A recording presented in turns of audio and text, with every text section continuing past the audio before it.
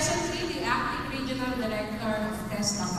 Everybody, let us give him a warm of applause, Engineer Manuel B. Wong.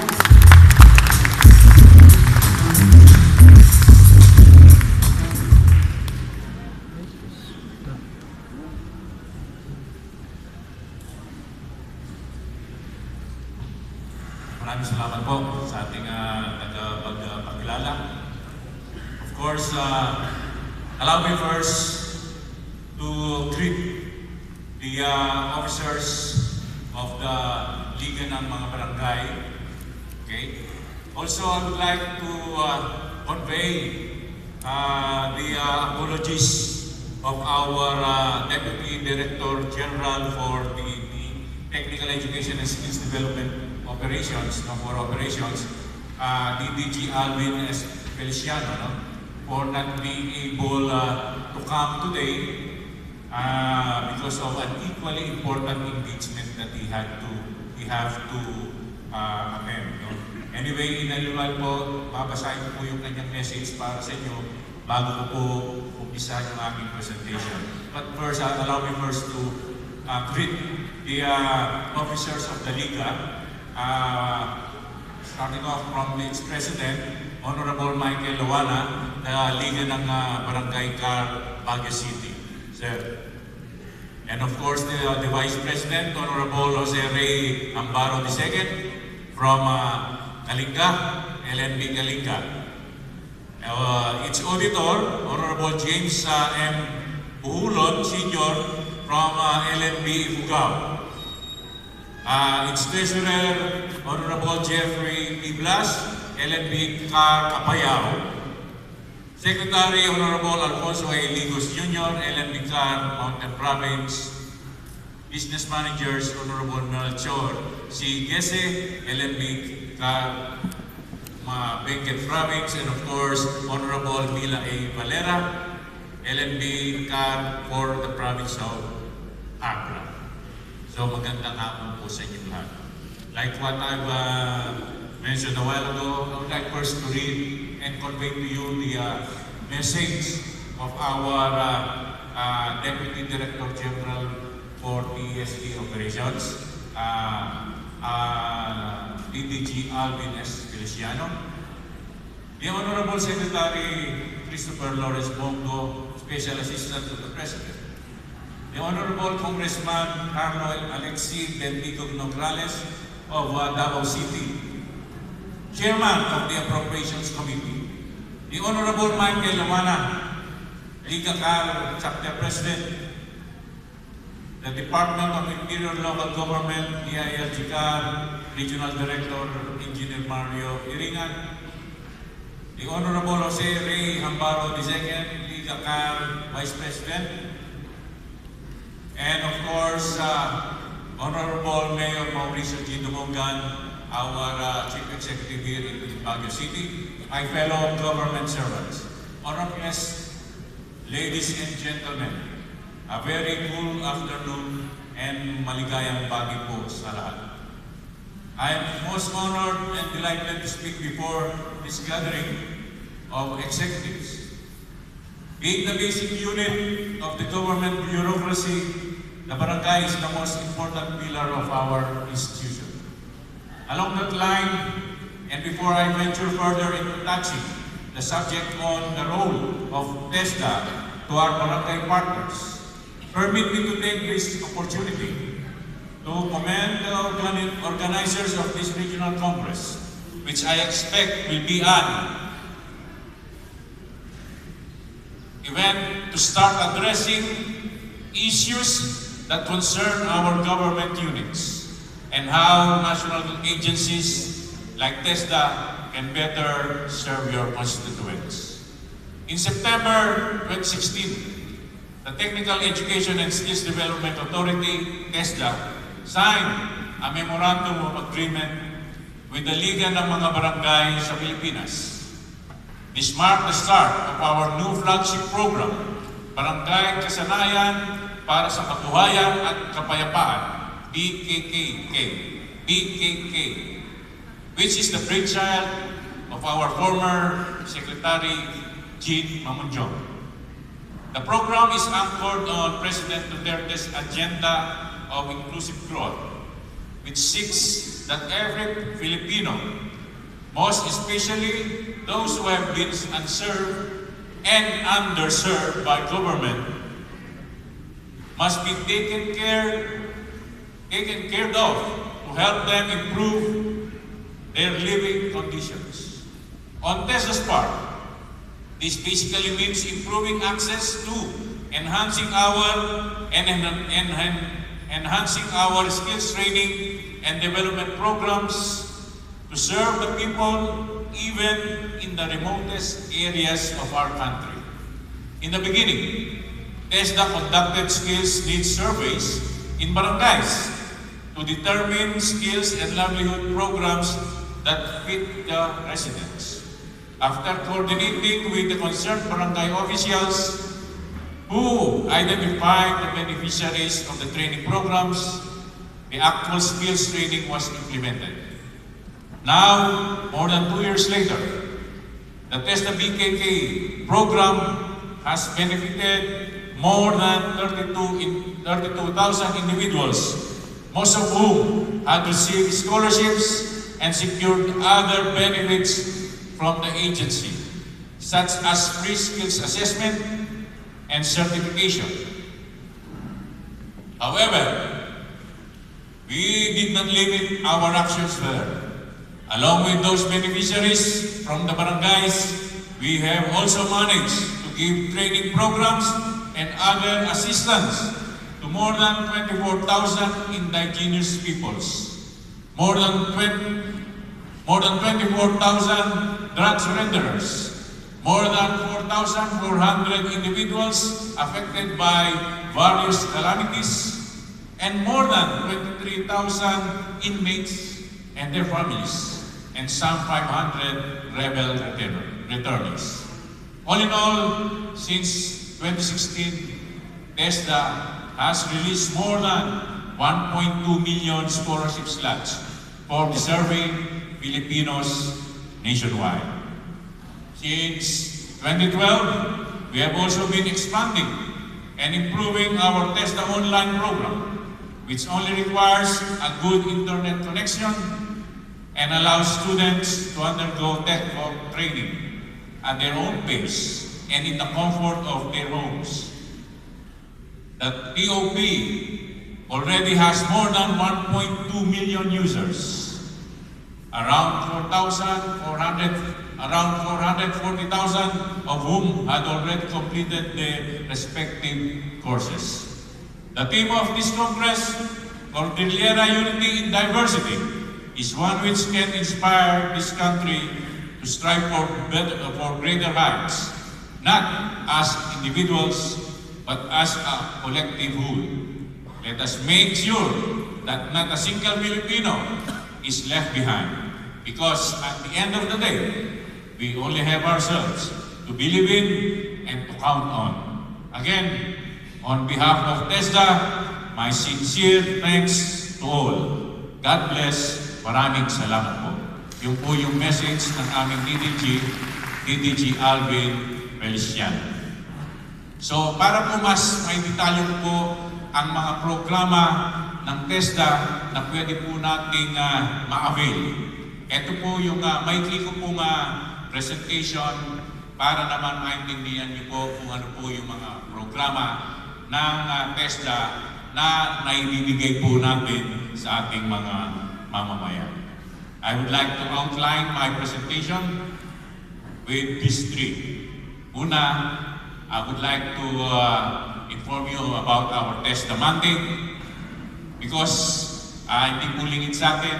Karamihan po, kapag po kami ay nakakapag-harap sa mga ganitong gathering and we would be asking if anybody knows about TESDA, mas kadalasan po, minsan marami po hindi nakakakilala kung ano yung TESDA. I would like first to introduce TESDA.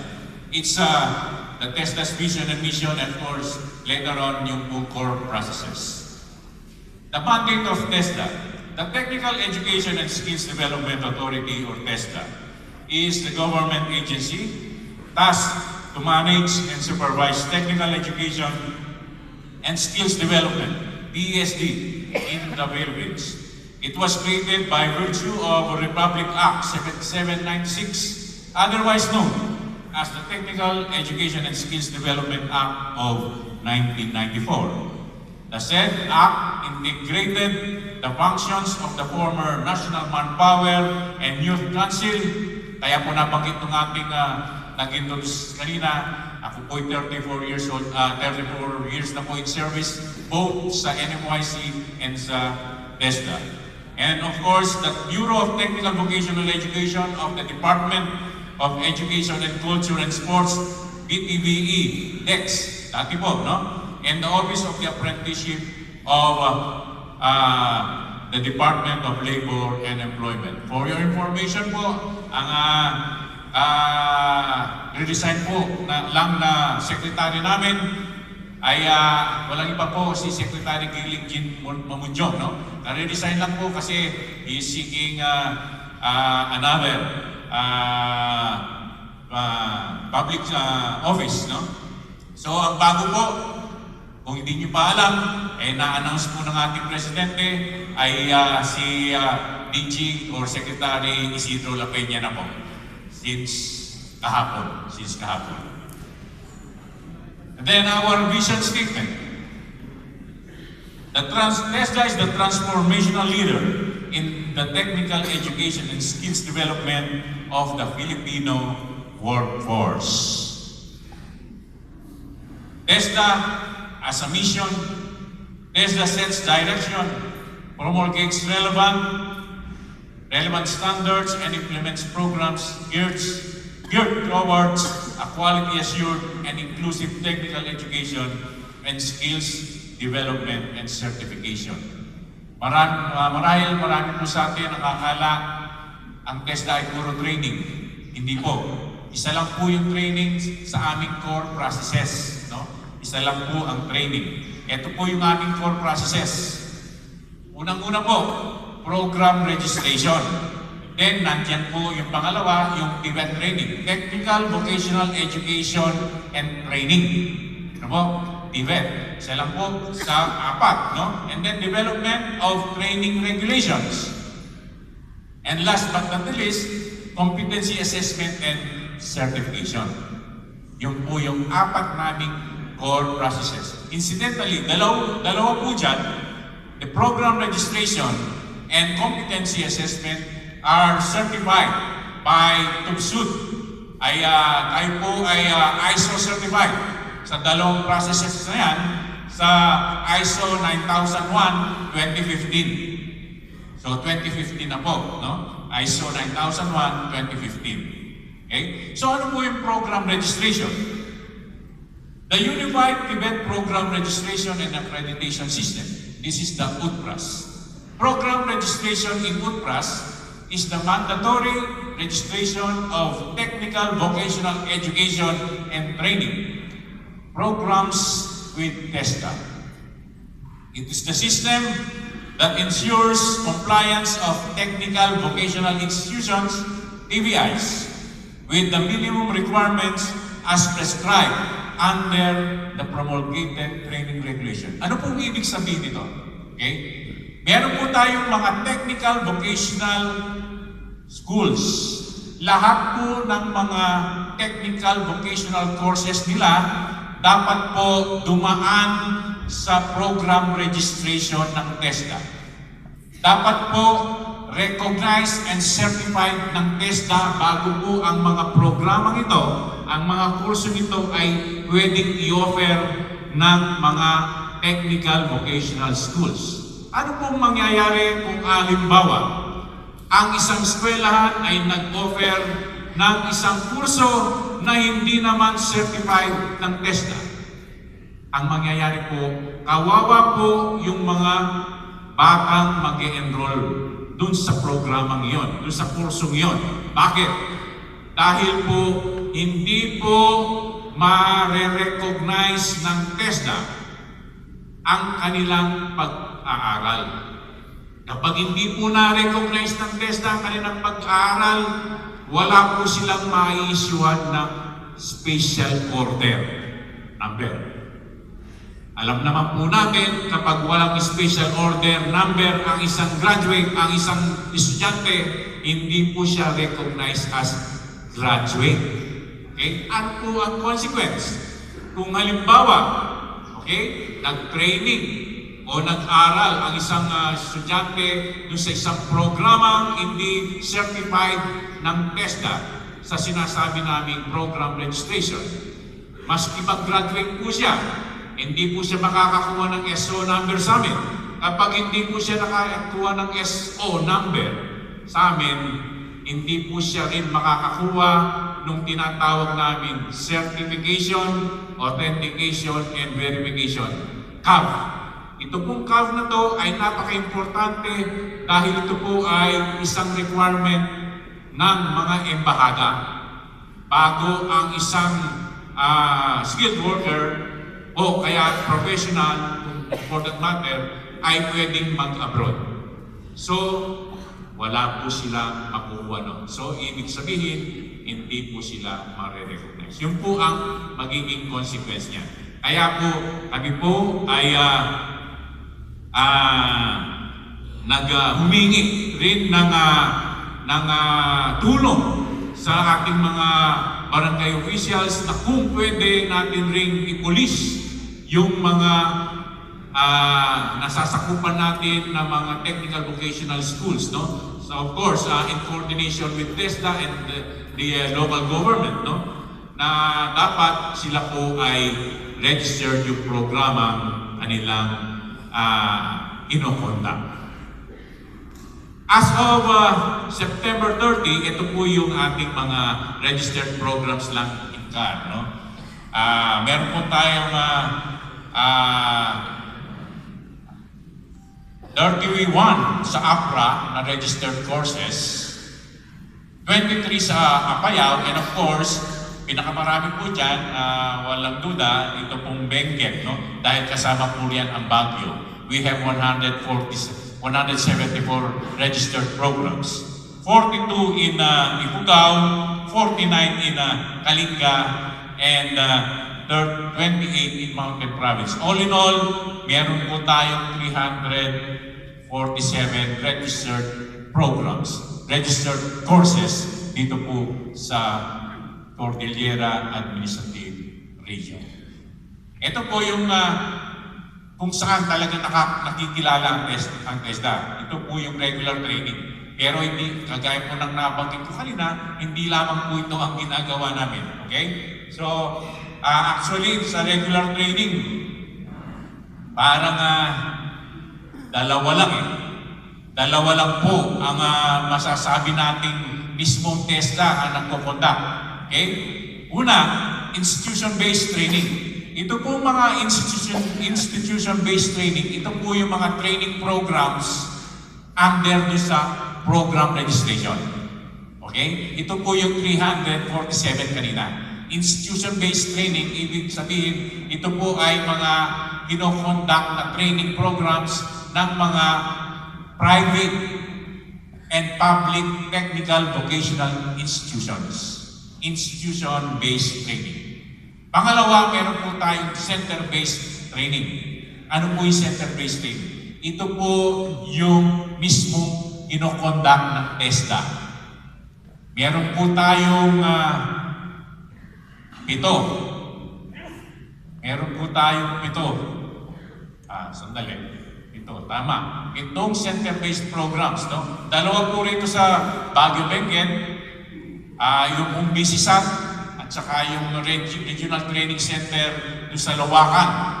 At saka tag-isa po bawat probinsya. Yung pong tinatawag namin Provincial Training Centers. Ito po yung center-based training programs. At pangatlo po, yung community-based training programs. Okay? Ito po yun. At saka yung enterprise-based training programs. No? Institution-based training, no? Training programs conducted in the technical vocational institutions, higher educational institutions, state universities and colleges, and other public and private institutions. Okay? Yung po yung kanina 347. Center-based trainings, ito po yung nabanggit ko na, trainings conducted in TESDA technological institutions, no? Yung pong mga TESDA training centers. Okay? Yung pong TESDA training center, aparte po yun doon sa mga TESDA provincial offices. Okay? Yung pong training centers, training lang po ang ginagawa dyan. Yung training, yung pong TESDA provincial offices, yung pong 4 na core processes na sinabi ko ang ginagawa. Okay? Then we have the community-based training. Trainings conducted in training programs is specifically designed to answer the needs of skills training of a community for the purpose of creating self-employment or incomes. Okay? So ito po in partnership with the local government unit. Kagaya po ng inyong mga barangay, nakikipag-partner po kami sa inyo sa pagbibigay ng mga community-based training programs sa ating mga non-government organizations, sa ating mga munisipyo, sa ating pong sa ating mga provincial government. Ito po yung mga community-based training programs na kung saan ang mismong training ang pumupunta sa komunidad. Okay? Mismo pong training ang dinadala natin sa komunidad. At ang pangapat po, yung pong tinatawag natin enterprise-based training. Ano po ito? Training programs designed to provide new entrants to the labor force with the opportunity to acquire basic skills and work experience. Ito po yung mga iba't ibang klase ng enterprise-based training. Una, yung po tinatawag na dual training system. Dual training system, meron pong oras na nandun po siya sa training center at meron din pong oras na nandun siya sa enterprise. At siya po ay binabayaran ng 75% of the minimum daily wage. Yung dualized training program, kagaya po ng dual training system, kaya lang ang pagkakaiba po, wala po siyang natatanggap na allowance dito. Yung po sa DTT or yung dualized training program. Apprenticeship, ito po ay training program dun mismo sa kumpanya, sa industriya, na kung saan during this training, tumatanggap rin po siya ng allowance na 75% of the minimum wage. Learnership, ganun din po. Nandun din po siya dun sa kumpanya, pero mas maiksi po ang duration ng learnership kaysa apprenticeship. And of course, yung pong on-the-job training. Ito po ay requirement sa ating mga programa o dun sa mga courses, technical vocational courses, na dapat i-undergo ng bawat nagtitraining o nag-aaral ng mga technical vocational courses. As of September 30, 2018, ito po ang pinaka-absolute o mga accomplishment na po natin ng TESDA ito po sa Cordillera. As to the community-based program, meron na po tayong 17,250 enrollees, no? Nag-enroll po sa taong pong 2018 up to September 30 po, no? Sa institution-based, meron na po tayong napa-enroll ng 20,309. Okay? And sa enterprise-based po, ay meron po tayong 1,080 na enrollees or na-enroll na natin. Okay? Ito pa po ang isa sa mga programa na pwede pong i-avail ng ating mga constituents, no? Pagdating po sa skills training. Yung pong tinatawag nating scholarships. Meron po tayong 5 klaseng scholarship programs. Iba-iba po ang beneficio nito. Meron po tayong tinatawag na Private Education Student Financial Assistance o yung PESPA. Meron po tayong Training Forward Scholarship Program o yung TWSP. Meron po tayong Special Training for Employment Program o yung STEP. Meron pong Special Skills Training Program, yung pong SSTP, at saka yung Barangay Kabuhayan and Skills Training Program o yung BKSTP. Ano po yung TWSP? O yung Training for Work Scholarship Program. Scholarship program directed towards filling up the skills gaps and job requirements of priority industries and sectors with high employment demand. Okay? High employment demand. Saan po natin kinukuha yun? Doon po sa DOLE. Doon sa key employment generators ng DOLE. So doon po natin tinutugma yung mga kurso na binibigyan natin ng TWSP scholarship. Nang sa gayon, ang ating mga graduates dito sa scholarship program na ito ay mas lamang na makahanap ng trabaho kapag po sila ay nag-graduate. Okay? Ano po ang mga benepisyo nito? Kagagaling lang po namin kahapon doon sa aming central office at nag-workshop po kami dito sa aming mga scholarship programs nito. Dati po, ang PWSP ay ang benefits nito ay libre po ang training fee at libre po yung assessment fee. Ngayon po dinagdagan. Meron na rin pong allowance ang mga scholars namin dito, ang maging scholars po dito. Meron po silang matatanggap ng 80 pesos per day for the duration of the training kapag sila po ay natanggap dito sa scholarship program na ito. Ang minimum requirement lang po dito, minimum na po, basic would be dapat 18 years old po sila or above. No? Ang mga mag-a-apply dito. At yung nabanggit ko ay for fiscal year 2019. Ano po? As of now po, medyo patapos na po ang taon, medyo ubos na po yung slots natin. Ongoing po yung karamihan at marami na rin pong nag-graduate dito sa programang ito. Okay? Pangalawa, second, we have the Private Education Student Financial Assistance or the PESPA. Scholarship program that aims to extend financial assistance to marginalized but deserving students in technical, vocational education and training courses. No? So scholarship din po ito, ang pagkakaiba lang po nito. Kanina po TWSP, 18 years old. Ito po, 15 years old. Pwede na po. Okay? 15 years old. Okay? So, meaning,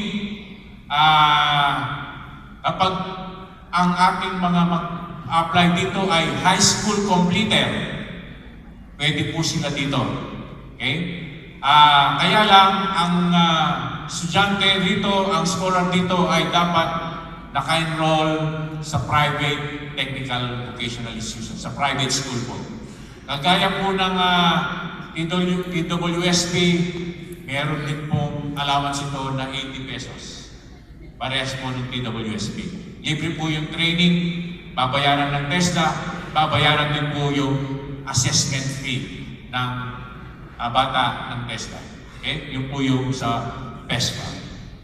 Special Training for Employment. STEP.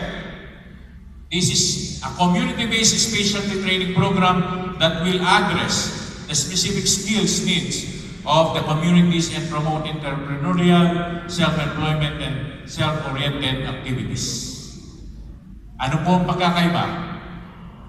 Libre rin po ang training fee dito. Libre rin po ang assessment fee. Meron din po allowance na 80 pesos per day for the duration of the training. Kaya lang po may karagdagan. Meron po sila matatanggap na starter toolkit dito. Starter toolkit pagka nag-graduate. So, pwede din gamitin sa self-employment. At meron din po sila entrepreneurship training. Libre rin po yun. Okay? Yun po yung sa STEP. Special Skills Training Program. A scholarship benefit that aims to cater the indigenous peoples and cultural communities and rebel returnees for them to thrive into day's work. So specific po yung ating mga client list dito. Pero kagaya po nung AWSP, libre po ang training, libre ang assessment, meron din po silang allowance. Kaya lang, specialized po yung ating mga clients and beneficiaries. Especially, specific lang po for IPs and cultural communities, tribal returnees, and yung mga disadvantaged group. Okay? BKSTP, wala po dyan, pero i-explain po sa inyo. Ito po ay identified lang po para sa mga 5th class and 6th class municipalities lang po yun, no? BKSTP, at ito po ay ino-coordinate po ito sa ating mga local chief executives ng mga 5th and 6th class municipalities kung saan ay parang community-based training din po ang delivery nito. Doon sa mismong komunidad din po ang pagbibigay ng skills training program. Okay? Ito po yung mga scholarship slots natin as of September 28. No? Meron po tayong all in all 4,698 enrolled. Nakapag-enroll na. Out of those, we have already 3,043 graduates. Meron na po rin na-assess na 3,005. Ang na-certify po dyan ay 2,621. Okay? And of course, last but not the least, doon sa ating core processes, ito po yung competency assessment and certification. Okay? Kung ang PRC, Professional Regulation Commission, meron po siyang licensure examination or yung mga board exams, no? Ang test na po ay meron pong competency assessment and certification. Okay? The assessment process seeks to determine whether the graduate or worker can perform to the standards expected in the workplace based on the defined competency standards. Certification is provided to those who meet the competency standards. Okay?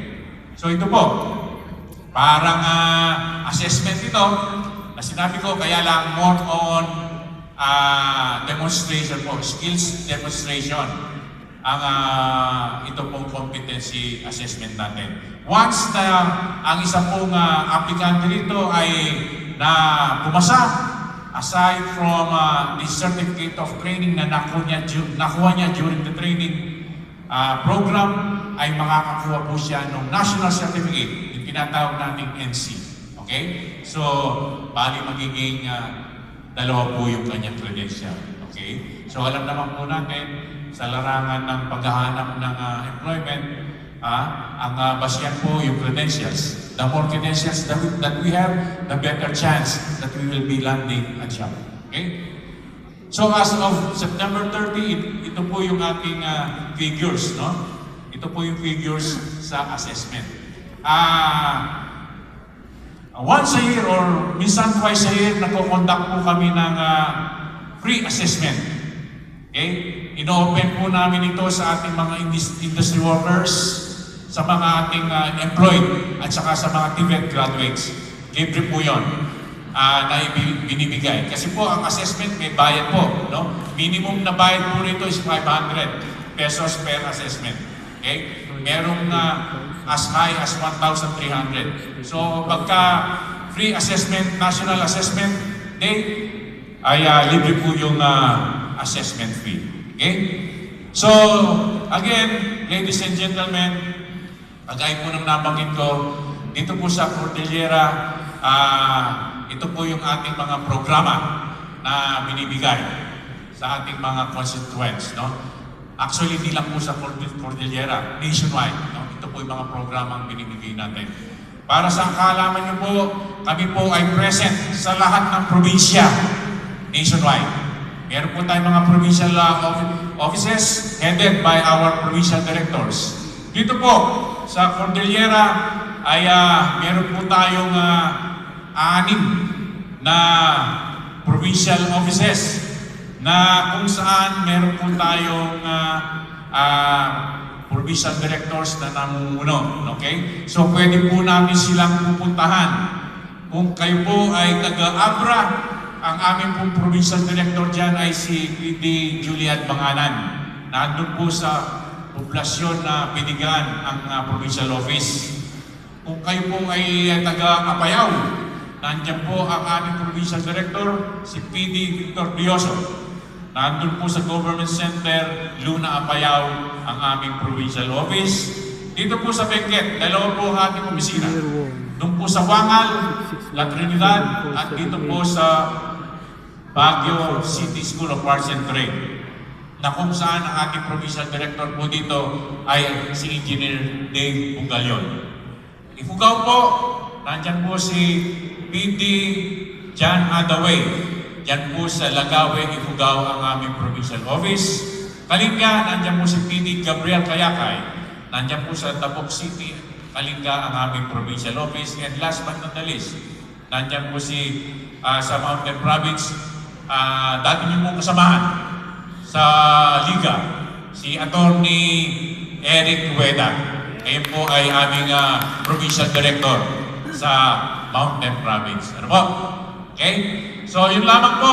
Maraming salamat sa inyong attention at magandang hapon po sa ating lahat. Sir, may we request you to please stay in the middle to receive our Certificate of Appreciation to be given by the Board of the Regional Chapter, Republic of the Philippines, Liga ng mga Barangay, Cordillera Administrative Region, CAR Chapter. Certificate of Appreciation is presented to Engineer Manuel B. Wong in grateful recognition for invaluable effort and contribution as resources speaker during the Regional Assembly Liga ng mga Barangay, Cordillera Administrative Region Chapter held on October 26, 2018 at Cap Janhi, Baguio City. Given this 26th day of October 2018, signed by Engineer Michael L. Lawana, Liga ng mga Barangay Regional President, CAR.